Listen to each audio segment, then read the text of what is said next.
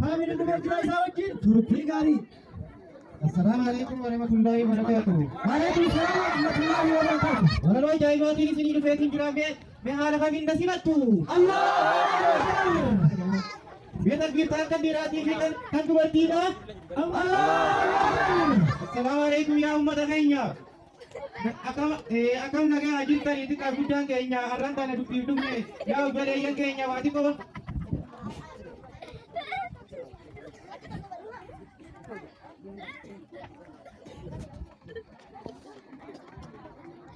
Assalamualaikum ya umat againya akam naga ajin tadi itu kabudang kayaknya arang tanah duduknya. Ya udah yang kayaknya wati kau untuk pada pura walda kayaknya wati kau untuk pada pura walda kayaknya.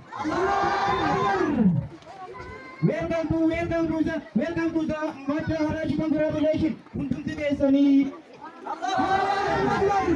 Maka nuka macam untung tu guys ni. Maka nuka macam untung tu guys ni. Maka nuka tadi. Tadi wagu yaran tanah wagu yaran kemai cuti. Wagu yaran tanah wagu yaran kemai cuti.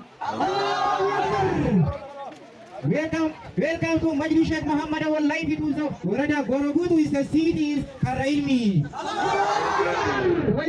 Allahu Akbar. Karena rata dari sini gambarnya pada witai sini. Meja Masya Allah, Meja Masya Allah, Masya Allah. Allahu Akbar. Allahu Akbar. Bagan ubarat tadi Islam wakilnya. Ada sini nak gambar dia Islam itu jatani. Ada sini nak gambar dia Islam itu jatani. Allahu Akbar.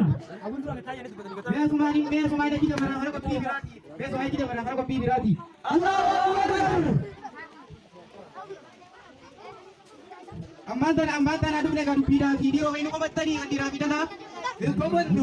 Awak kau bertiga nak kaget. Karena mereka dupida tu ne wangi adu penwai penota jadi wai pasti nanti. Allahu Akbar. Penota nanti tu aku gambar ti. Dengar ini saya nak osma yang beratin terasa aku bakal bindu saya di wari biar hari bakal tian lah. Allahu Akbar. Kambar wallara rasibasa iba dunia bi akhirati kalik limbontu Allahu Akbar. Wai biya e bajonde kan tinuli mati wai sida baranne no bada cinti Allahu Akbar. Amin. Majlis kita tanya majlis ko manna akawan daraso da made wara biya imbarati seti Allahu Akbar. Ayah baka ako pinasamarati tumra. Bayan nugay niya. Wassalamualaikum warahmatullahi wabarakatuh.